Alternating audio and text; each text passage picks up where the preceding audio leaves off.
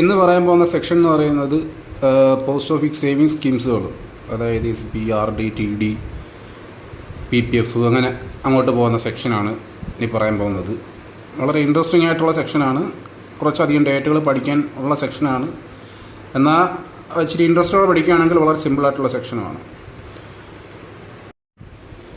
അപ്പോൾ ഇതിനകത്ത് ഇതിൻ്റെയൊക്കെ ആദ്യം post office savings account POSB ആയിട്ട് പറയാൻ പോകുന്നത്.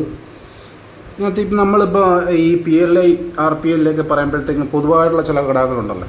സം അഷ്വേർഡ്, പിന്നെ ഏജ് അറ്റ് എൻട്രി, അങ്ങനെ ആവർത്തിക്കുന്ന കുറച്ച് ഡീറ്റെയിൽസ് ഉണ്ടല്ലോ, അത് ഇതിനകത്തുമുണ്ട്. അപ്പോൾ അങ്ങനെ ഒരു രീതിയിൽ ഇതിനെ അപ്രോച്ച് ചെയ്ത് കഴിഞ്ഞാൽ വളരെ സിമ്പിളായിട്ട് നമുക്ക് ഓർത്തിരിക്കാൻ പറ്റും. അപ്പോൾ ഇതിനകത്ത് തന്നെ ആർക്കൊക്കെ ഇപ്പോൾ POSB അക്കൗണ്ടാണെന്ന് വെച്ചോ, RD, TD ആർക്കൊക്കെ ഇത് ഓപ്പൺ ചെയ്യാൻ പറ്റും, പിന്നെ ഇതിൻ്റെ മിനിമം ബാലൻസ് എത്ര, സബ്സിക്വൻ്റ് ആയിട്ട് എങ്ങനെയാണ് അടച്ചടച്ച് പോകുന്നത്, ഇൻട്രസ്റ്റ് എങ്ങനെ, അങ്ങനെ കുറച്ച് പൊതുഘടകങ്ങളുണ്ട്. അത് നമ്മൾ ഇതിൽ എല്ലാം കൂടെ കണക്ട് ചെയ്ത് ഓർത്തിരിക്കുക. PLI, RPL നമ്മൾ ഓർത്തിരുന്ന പോലെ. ഇതിനകത്ത് ഈ പോസ്റ്റ് ഓഫീസ് സേവിങ്സ് അക്കൗണ്ട്, അതിൻ്റെ പേര് എന്താണെന്ന് ചോദിച്ചു കഴിഞ്ഞാൽ നമുക്ക് post office savings account scheme 2019 എന്ന് പറയാം. പിന്നെ ഈ അക്കൗണ്ട് ആർക്കൊക്കെ ഓപ്പൺ ചെയ്യാൻ പറ്റും? സിംഗിളായിട്ടുള്ള അഡൽട്ടിന് ഓപ്പൺ ചെയ്യാൻ പറ്റും. 2 പേര് ചേർന്നിട്ട് ജോയിൻ്റ് A അല്ലെങ്കിൽ ജോയിൻ്റ് B, 2 അഡൾട്ട്സായിട്ട് ജോയിൻ്റ് അക്കൗണ്ട് എടുക്കാം, ജോയിൻ്റ് A അല്ലെങ്കിൽ ജോയിൻ്റ് B. പിന്നെ a minor who has attained the age of 10 years in his own name, 10 വയസ്സായ ഒരു മൈനർക്ക് സ്വന്തം പേരിലെടുക്കാം. അല്ലെങ്കിൽ A guardian on behalf of A minor, ഒരു ഗാർഡിയന് ഒരു മൈനറുടെ പേരിൽ അക്കൗണ്ട് തുടങ്ങാം. പിന്നെ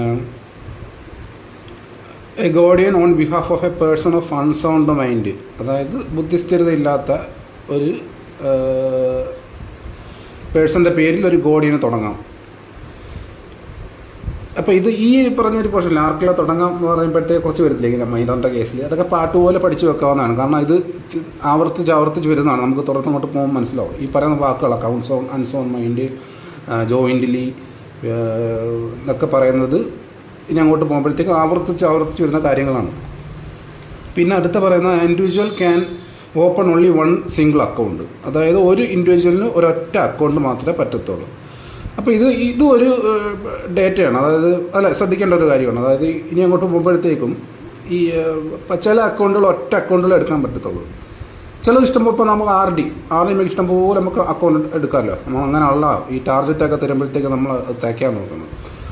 പക്ഷേ ചില അക്കൗണ്ടുകൾ നമുക്ക് ഒറ്റ അക്കൗണ്ടിൽ നമുക്ക് എടുക്കാനൊക്കത്തുള്ളൂ.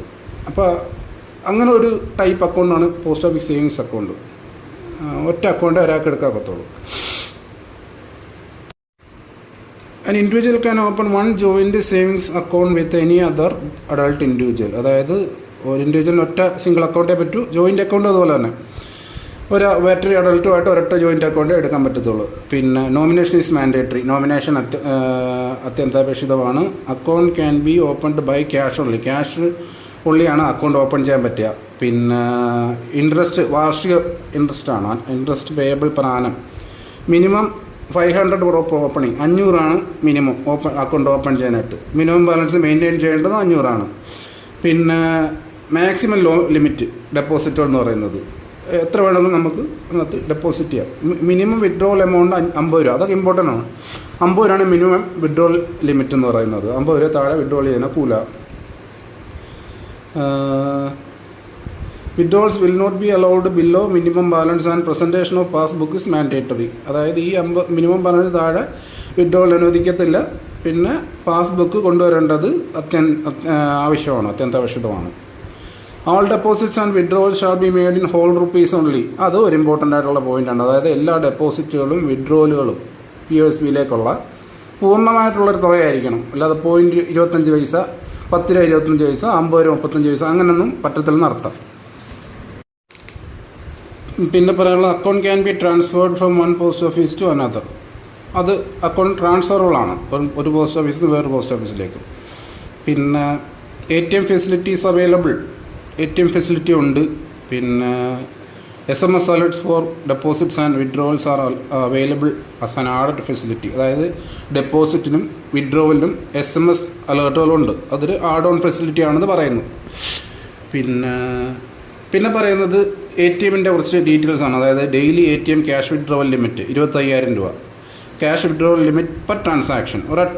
ഒരു വട്ടം എത്ര പൈസ പിൻവലിക്കുക, അത് 10,000 രൂപയാണ് അതിൻ്റെ നിരക്കെന്ന് പറയുന്നത്. പിന്നെ കുറച്ച് ചാർജുകളാണ്. Debit card replacement charge. Debit card replacement ചെയ്യണമെങ്കിൽ 300 രൂപ പ്ലസ് GST. പിന്നെ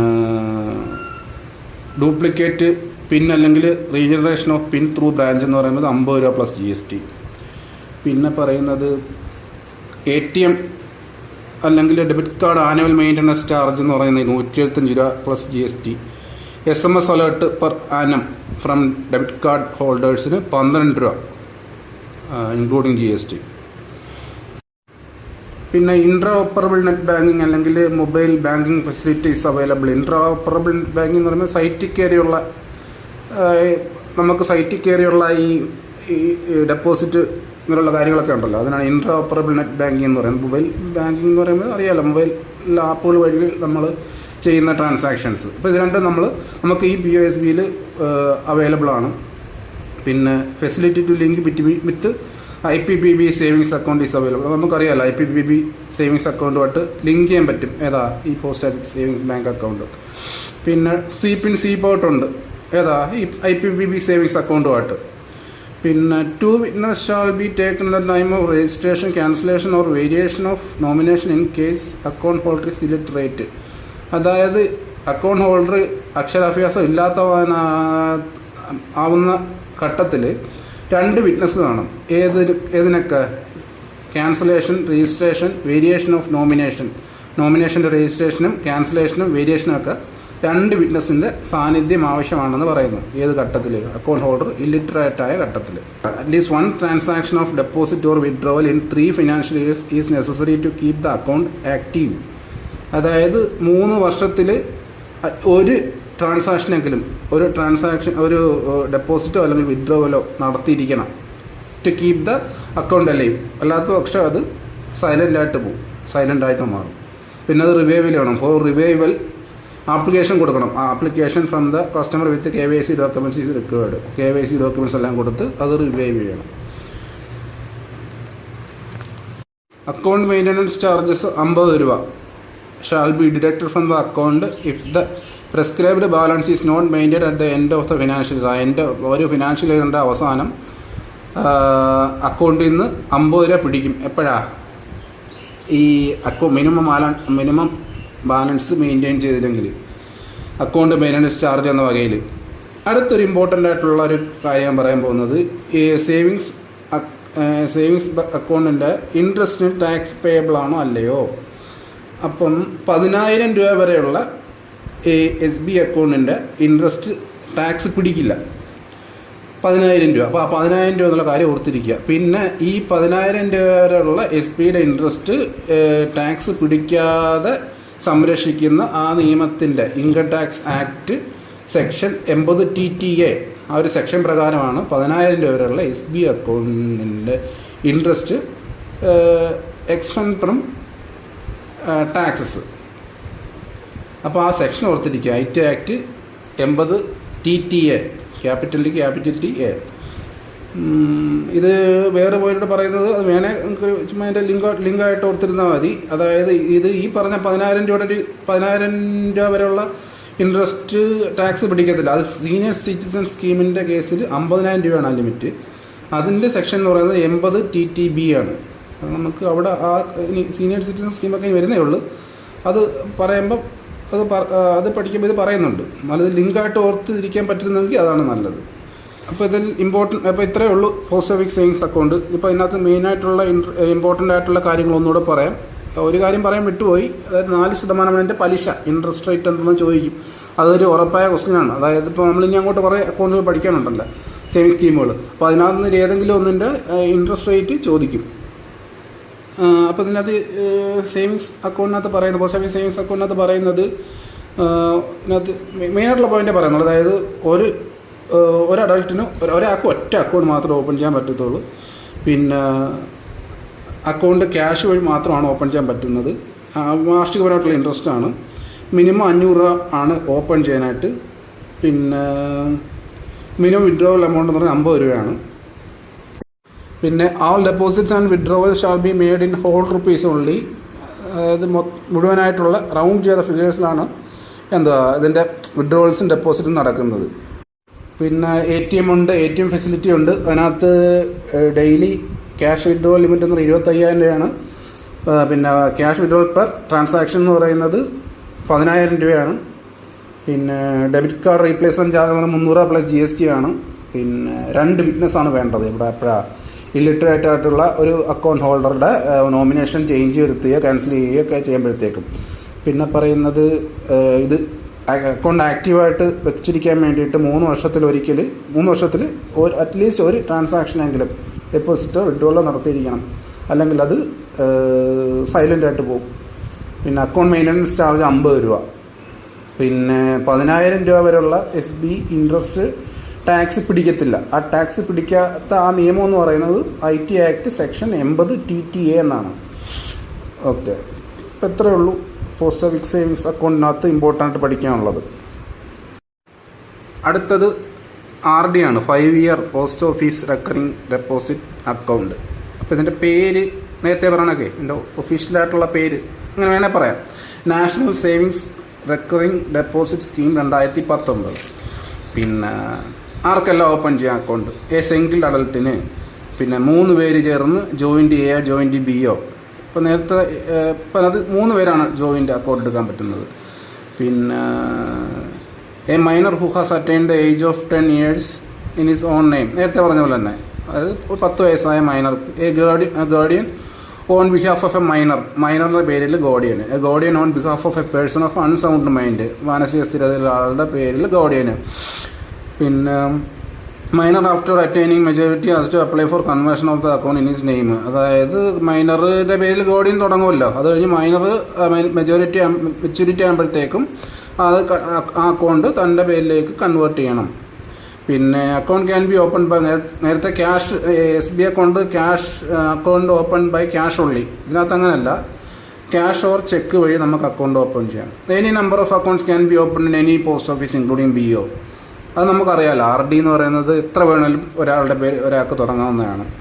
ഇൻട്രസ്റ്റ് ക്വാർട്ടർലി കോമ്പൗണ്ടിങ് ആണ്. ഇൻട്രസ്റ്റ്. SB ആനുവൽ ആയിരുന്നു, വാർഷിക ഇൻട്രസ്റ്റ് ആയിരുന്നു. പക്ഷേ RD എന്ന് പറയുന്നത് ക്വാർട്ടർലി കോമ്പൗണ്ടിങ് ആണ്. ക്വാർട്ടർലി കോമ്പൗണ്ടിങ് എന്ന് പറയുന്നത് ഞാനും പറഞ്ഞിട്ടുണ്ടെന്ന് തോന്നുന്നു. ക്വാർട്ടർലി കോമ്പൗണ്ടിങ് എന്ന് പറയുമ്പോഴത്തേക്കും ഇപ്പം വാർഷിക വരുമാനം കണക്ക് കൂട്ടുന്നത് ഒരു വർഷത്തിൽ ഒരിക്കൽ കണക്ക് കൂട്ടും. ക്വാർട്ടർലി കോമ്പൗണ്ടിങ് എന്ന് പറയുമ്പോഴത്തേക്കും ക്വാർട്ടർ, അതായത് 3 12 മാസമാണ് ഒരു വർഷം. 4 ഭാഗിക്കുന്നു 3 മാസം, 3 12. അപ്പോൾ 3 മാസം ചേർന്ന് 4 പ്രാവശ്യം. അപ്പോൾ അതിനകത്ത് 3 മാസമാണ് ഒരു ക്വാർട്ടർ. അപ്പം 3 12, 4 വട്ടമായിട്ട് ഇൻട്രസ്റ്റ് കാൽക്കുലേറ്റ് ചെയ്യും. ക്വാർട്ടർലി കോമ്പൗണ്ടിങ് എന്നാണ് അതിന് പറയുന്നത്. അത് നമുക്ക് ലാഭകരമാണ്. ആർക്കാ? അത് അക്കൗണ്ട് ഹോൾഡർക്ക്. കാരണം 4 വട്ടം അക്കൗണ്ട് കണക്ക് കൂട്ടപ്പെടുകയാണ് ക്വാർട്ടർലി കോമ്പൗണ്ടിങ്. എത്ര വട്ടം അങ്ങനെ എണ്ണം കൂടുന്നു അത് നമുക്ക് ലാഭമായിട്ട് വരും. അതുകൊണ്ട് ക്വാർട്ടർലി കോമ്പൗണ്ടിങ് നമുക്ക് നല്ലതാണ്. അപ്പോൾ എന്താ പറഞ്ഞത് ഈ RD എന്ന് പറയുന്നത് ക്വാർട്ടർലി കോമ്പൗണ്ടിങ് ആണ്. പിന്നെ മെച്യൂരിറ്റി പീരീഡ് എന്നത് 5 വർഷമാണ്. പിന്നെ എക്സ്റ്റെൻഡ് ചെയ്യാം, ഒരു 5 വർഷത്തോട്ട് നമുക്ക് എക്സ്റ്റെൻഡ് ചെയ്യാം. എക്സ്റ്റെൻഡ് എന്ന് പറഞ്ഞാൽ അപ്പോൾ അക്കൗണ്ട് 5 വർഷം കഴിഞ്ഞ് മെച്യൂരിറ്റി ആയിരിക്കും. വേണമെങ്കിൽ 5 വർഷം കൂടെ അത് ഇട്ടേക്കാം. അത് അതിനകത്ത് ഫർദർ ഡെപ്പോസിറ്റ് ചെയ്യുകയും ചെയ്യാം, അല്ലെങ്കിൽ ചെയ്യാതിരിക്കുകയും ചെയ്യാം. നമുക്ക് എക്സ്റ്റെൻഡ് ചെയ്യാം. എക്സ്റ്റൻഷൻ എന്ന് പറഞ്ഞൊരു വാക്ക് ഇനി വരുന്ന അക്കൗണ്ടിൻ്റെ കേസിൽ വരുന്നുണ്ട്. ഇത് 5 ചിലപ്പോൾ അതിന് കൂടുതൽ എക്സ്റ്റെൻഡ് ചെയ്യാൻ പറ്റുന്ന അക്കൗണ്ടുകളുണ്ട്. ഇപ്പോൾ എക്സ്റ്റൻഷൻ, പ്രൊമച്ചർ ക്ലോഷർ, ലോണ്, ഇതൊക്കെയാണ് ഈ നമ്മളിൽ അക്കൗണ്ട് അങ്ങോട്ട് പഠിക്കുമ്പോഴത്തേക്കും വരുന്ന ഇമ്പോർട്ടൻറ്റ് ടേമുകൾ. ആർക്കെല്ലാം ഓപ്പൺ ചെയ്യാം, പിന്നെ ഇൻട്രസ്റ്റ് എങ്ങനെയാണ് കാൽക്കുലേറ്റ് ചെയ്യുന്നത്, പ്രിമച്ചർ ക്ലോഷർ എന്നാണ്, പിന്നെ പാർഷ്യൽ വിത്ഡ്രോൾ ചെയ്യാൻ പറ്റുമോ, ലോണുണ്ടോ, ഇതൊക്കെയാണ് മെയിനായിട്ടുള്ള ടേമുകൾ. അപ്പോൾ അത് പറഞ്ഞു. എക്സ്റ്റൻഷൻ്റെ കാര്യം പറഞ്ഞു. Minimum 100 per month in multiples of 10. അതായത് സബ്സീക്വൻറ്റ് ഡെപ്പോസിറ്റുകൾ മന്ത്ലി 100 × 10, മിനിമം 100 രൂപ പിന്നെ 10ൻ്റെ ഗുണിതങ്ങളായിട്ട് നോ മാക്സിമം ലിമിറ്റ് ഇല്ല. അപ്പോൾ അങ്ങനെ ഈ 100 × 10, 1000 × 1000 ഇങ്ങനെയൊക്കെ പല റേറ്റുകൾ വരും. ഏതാ സബ്സീക്വൻറ്റ് ഡെപ്പോസിറ്റുകൾ. ഇപ്പോൾ മിനിമം 1000 വെച്ച് 1000ൻ്റെ ഗുണിതങ്ങൾ അങ്ങനെയുള്ളതുണ്ട്. ഇതിപ്പോൾ 100 രൂപയുടെ മിനിമം 100 രൂപ മൾട്ടിപ്പിൾസ് ഓഫ് 10 വെച്ചിട്ട് ആണ് ഇതിൻ്റെ ഡെപ്പോസിറ്റിൽ പോകുന്നത്. മാക്സിമം നോ ലിമിറ്റില്ല, എത്ര വേണമെങ്കിലും നമുക്കതുപോലെ ഡെപ്പോസിറ്റ് ചെയ്യാം. നോമിനേഷൻ ഈസ് മാൻഡറ്ററി, നോമിനേഷൻ അത്യാവശ്യമാണ്. പിന്നെ account can be transferred from one post office to another. പിന്നെ joint account can be open by 2 or 3 അത് നമ്മൾ പറഞ്ഞു. പിന്നെ ഓൺലൈൻ ഡെപ്പോസിറ്റ് ഫെസിലിറ്റി അവൈലബിൾ ആണ് ത്രൂ ഓപ്പറബിൾ നെറ്റ് ബാങ്കിങ് അല്ലെങ്കിൽ മൊബൈൽ ബാങ്കിങ് വഴി. പിന്നെ അടുത്തത് ഇമ്പോർട്ടൻ്റ്, ഈ subsequent deposit is not made up to the prescribed day a default fees charged for each default. അതായത് RD എന്ന് പറയുമ്പോഴത്തേക്കും ക്രമമായിട്ട് അടച്ചു പോകണമല്ലോ. അപ്പോൾ ഇതിനകത്തൊരു ഡിഫോൾട്ട് ഫീ വരും. നമ്മൾ ആ ഒരു പ്രിസ്ക്രൈബ്ഡ് സമയത്തിനുള്ളിൽ ആ ഒരു മാസത്തെ അടവ് അടച്ച് പോയില്ലെങ്കിൽ അവിടെ ഒരു ഡിഫോൾട്ട് ഫീ വരും. ഒരു എന്താ പിഴ എന്ന് വേണേൽ പറയാം. അതിൻ്റെ ആ ഡിഫോൾട്ട് ഫീ എന്ന് പറയുന്നത് ഓരോ 100 രൂപയ്ക്കും 1 രൂപ വെച്ചാണ് അതിൻ്റെ ആ പിഴ വരുന്നത്. അപ്പോൾ 1 rupee ഫോർ എവരി 100 rupee എന്നുള്ള കാര്യം ഓർത്ത് വെച്ചേക്കാം. പിന്നെ പറയുന്നത് if there are more than 4 defaults the account shall be treated as discontinued. അതായത് ഇങ്ങനെ ഒരു വട്ടം തെറ്റി 2 വട്ടം തെറ്റി ഇപ്പോൾ 4 തവണ നമ്മൾ അടച്ചില്ലെന്ന് വെച്ചോ, അടച്ചില്ലെങ്കിൽ 4 അടവ് മുടങ്ങി RDയുടെ കേസിൽ. അപ്പോൾ അങ്ങനെയുള്ള കേസിൽ അക്കൗണ്ട് ഡിസ്കണ്ടിന്യൂ ആയിട്ട് ട്രീറ്റ് ചെയ്യപ്പെടും. പിന്നെ അത് റിവ്യൂവിൽ ചെയ്യണമെങ്കിൽ ആ 4 മാസത്തെ അടവ് മുടങ്ങി പിന്നുള്ള 2 മാസത്തിനുള്ളിൽ ആ മൊത്തം തുക ഒരുമിച്ച് അടച്ചിട്ട് നമ്മളത് സെറ്റിൽ ചെയ്യണം. എന്നാലേ അത് റിവ്യൂവിൽ ചെയ്യാൻ പറ്റത്തുള്ളൂ. അപ്പോൾ അത് മനസ്സിലായെന്ന് വിചാരിക്കും. 4 വട്ടത്തെ അടവ് മുടങ്ങുന്നു. പിന്നെ ആ 4 അടവ് മുടങ്ങിയിട്ട് പിന്നുള്ള 2 മാസം ഉണ്ടല്ലോ, ആ 2 മാസത്തിനുള്ളിൽ മൊത്തം അടച്ച് സെറ്റിൽ ചെയ്യണം. അങ്ങനെ നമുക്ക് റിവ്യൂവിൽ ചെയ്യാം. പിന്നെ പറയുന്ന റിബേറ്റിൻ്റെ കാര്യമാണ്. അഡ്വാൻസ് ഡെപ്പോസിറ്റ് തുകകളൊക്കെ നേരത്തെ അടച്ചടച്ച് അഡ്വാൻസ് ആയിട്ട് അടയ്ക്കുവാണെങ്കിൽ എന്ത് റിബേറ്റ് ഉണ്ടോ എന്ന് ചോദിച്ചാൽ ഉണ്ടെന്നാണ് ഉത്തരം. പിന്നെ ആ റിബേറ്റ് പറയുന്നത് ഇപ്പോൾ ഒരു 100 രൂപയുടെ അക്കൗണ്ട് വെച്ചാണ് അതിൻ്റെ റിബേറ്റ് പറഞ്ഞു പോകുന്നത്. ഇപ്പോൾ 100 രൂപയുടെ അക്കൗണ്ട് ആണെങ്കിൽ ഇത്ര അടയ്ക്കുമ്പോൾ ഇത്ര, അങ്ങനെ ഒരു 100 രൂപയുടെ എമൗണ്ട് അക്കൗണ്ട് വെച്ചിട്ടാണ് ഇത് പറയുന്നത്. ഇതിനകത്ത് 6 മാസത്തെ നേരത്തെ അടയ്ക്കുമ്പോഴത്തേക്കും 10 രൂപ റിബേറ്റ് ഉണ്ട്. 12 മാസത്തെ നേരത്തെ അടയ്ക്കുമ്പോൾ 40 രൂപ റിബേറ്റ് ഉണ്ട്. ഏതാ 100 രൂപ അക്കൗണ്ടിൻ്റെ കേസിലാണ് ഈ പറയുന്നത്. ബാക്കിയുള്ളതിനെല്ലാം നമ്മൾ ഇത് വെച്ച് കാൽക്കുലേറ്റ് ചെയ്യണം എത്ര വരുമെന്ന്. അപ്പോൾ 6 മാസത്തെ അടയ്ക്കുമ്പോഴത്തേക്ക് റിബേറ്റ് എന്ന് പറഞ്ഞാൽ 10 രൂപ, 12 മാസത്തെ അടയ്ക്കുമ്പോഴത്തേക്ക് 40 രൂപ. പിന്നെ loan facilities available after 1 year. 1 വർഷം കഴിയുമ്പോഴത്തേക്കും നമുക്ക് ലോൺ ഫെസിലിറ്റി ഉണ്ടാവും. ലോൺ ഫെസിലിറ്റി ഉണ്ടാവുമെന്ന് പറയുമ്പോഴത്തേക്കും ഇഫ് ദെയർ ആർ 12 ഇൻസ്റ്റാൾമെൻറ്റ്സ്, അതായത് 12 ഇൻസ്റ്റാൾമെൻറ്റ് അടഞ്ഞിരിക്കണം. അല്ലാതെ RD അക്കൗണ്ട് ഓപ്പൺ ചെയ്ത് ചുമ്മാ ഓപ്പൺ ചെയ്ത് മാത്രം അങ്ങോട്ട് ഇട്ടിട്ട് ഈ 1 വർഷം കഴിഞ്ഞാൽ ലോൺ ഉണ്ടെന്നും പറഞ്ഞ് അങ്ങോട്ട് ചെന്ന് ലോൺ ചോദിച്ചാൽ കിട്ടത്തില്ല എന്നർത്ഥം. 12 ഇൻസ്റ്റാൾമെൻറ്റ് മിനിമം അടഞ്ഞിരിക്കണം. എന്നാലേ ആണ് ലോൺ ഫെസിലിറ്റി നമുക്ക് 1 വർഷം കഴിഞ്ഞിട്ട് അത് നമുക്ക് മേടിച്ചെടുക്കാൻ പറ്റത്തുള്ളൂ. ലോൺ എമൗണ്ട് മാക്സിമം 50% അടഞ്ഞിരിക്കുന്ന തുകയുടെ മാക്സിമം 50% വരെ നമുക്ക് ലോൺ കിട്ടും. Only 1 time from A live account. ഒരു ലൈവ് അക്കൗണ്ടിൽ നിന്ന് 1 തവണ മാത്രം നമുക്ക് ലോൺ എടുക്കാം. അടുത്തത് പ്രിമച്ചർ ക്ലോഷറാണ്, PMC. പ്രിമച്ചർ ക്ലോഷർ ഞാൻ പറഞ്ഞില്ല, അതൊരു ഇമ്പോർട്ടൻ്റ് ആയിട്ടുള്ള കാര്യമാണ്. അത് ഓരോ അക്കൗണ്ടിന് എന്താണ് പ്രിമച്ചർ ക്ലോഷറിൻ്റെ ഡേറ്റ് അല്ലെങ്കിൽ എത്ര ഇയർ എന്നുള്ള ഓർത്തിരിക്കണം. Premature closure is allowed after 3 years at the rate of SB interest. 3 വർഷം കഴിഞ്ഞ് നമുക്ക് PMC ചെയ്യാം RD അക്കൗണ്ട്. അപ്പോൾ ഒരിക്കലും നമ്മൾ പ്രിമച്ചർ ക്ലോഷർ ചെയ്യുമ്പോഴത്തേക്കും അതിൻ്റെ ഇപ്പോൾ RDയുടെ ഇൻട്രസ്റ്റ് എത്രയാണെന്ന് വെച്ചാൽ അതിൻ്റെ ഒരിക്കലും ആ ഇൻട്രസ്റ്റ് റേറ്റ് നമുക്ക് പ്രിമച്ചർ ക്ലോഷർ ചെയ്യുമ്പോഴത്തേക്കും തുക അനുവദിച്ച് കിട്ടത്തില്ല. SB ഇൻട്രസ്റ്റ് റേറ്റിലാണ് നമുക്ക് തുക കിട്ടുന്നത്. പിന്നെ അടുത്ത പറയുന്നത് ലോൺ ഇൻട്രസ്റ്റ്, അതായത് ലോൺ എടുക്കാൻ പറ്റുമെന്ന് പറഞ്ഞല്ലോ, ആ ലോൺ ഇൻട്രസ്റ്റ് എത്ര എന്നുള്ളത് വെച്ച് കഴിഞ്ഞാൽ RD account interest plus 2%. RD അക്കൗണ്ടിന് എത്ര പെർസെൻറ്റേജ് ആണോ അല്ലെ, RD അക്കൗണ്ടിൻ്റെ ഇൻട്രസ്റ്റ് പ്ലസ് 2%. അതിൻ്റെ RDയുടെ ഇൻട്രസ്റ്റ് റേറ്റിൻ്റെ കൂടെ 2% കൂട്ടി എത്ര ശതമാനം വരുമോ അതാണ് ലോണിൻ്റെ ഇൻട്രസ്റ്റിൻ്റെ ശതമാനം. ഓക്കെ, ഒന്നുകൂടെ പറയാൻ ഇമ്പോർട്ടൻ്റ് ആയിട്ടുള്ള കാര്യങ്ങൾ. 5 year RD cash or cheque വഴി നമുക്ക് ഓപ്പൺ ചെയ്യാം. എനി നമ്പർ ഓഫ് അക്കൗണ്ട്സ് നമുക്ക് എടുക്കാം. മെച്യൂരിറ്റി പീരീഡ് 5 വർഷമാണ്. 5 വർഷം കൂടെ എക്സ്റ്റെൻഡ് ചെയ്യാം. പിന്നെ minimum 100 per month in multiples of 10. No maximum limit. Default fee ഓരോ 100 രൂപയ്ക്കും 1 രൂപ വെച്ച് ഡിഫോൾട്ട് ഫീ ഉണ്ട്. 4 കൂടുതൽ 4 ഡിഫോൾട്ട്സിനേക്കാൾ കൂടുതൽ വരുവാണെങ്കിൽ പിന്നെ നമ്മൾ അത് കഴിഞ്ഞുള്ള 4 മാസത്തിനുള്ളിൽ എല്ലാം ഫുള്ള് എമൗണ്ട് അടച്ച് അത് റിവേവ് ചെയ്യണം. പിന്നെ റിബേറ്റ് ഉണ്ട്. 100 രൂപയുടെ അക്കൗണ്ടിന് റിബേറ്റ് 6 മാസത്തെ അഡ്വാൻസ് അടയ്ക്കുമ്പോൾ 10 രൂപ, 12 മാസത്തെ അഡ്വാൻസ് അടയ്ക്കുമ്പോൾ 40 രൂപ. ലോൺ ഫെസിലിറ്റി ഉണ്ട് 1 വർഷത്തിന് ശേഷം. പക്ഷേ കണ്ടീഷനുണ്ട്, 10 ഇൻസ്റ്റാൾമെൻറ്റ് അടഞ്ഞിരിക്കണം. ലോൺ എമൗണ്ട് 50% അതിൻ്റെ. അത് ചിലപ്പോൾ ചോദിക്കാൻ സാധ്യതയുണ്ട്, എത്ര ശതമാനം ലോൺ കിട്ടുമെന്നുള്ളത്. അപ്പോൾ ആ എമൗണ്ടിന് മാക്സിമം 50% വരെ നമുക്ക് ലോൺ തരും. പിന്നെ ഒറ്റ ടൈമേ നമുക്ക് ആ ലൈവ് അക്കൗണ്ടിൽ നിന്ന് ലോൺ എടുക്കാൻ പറ്റത്തുള്ളൂ.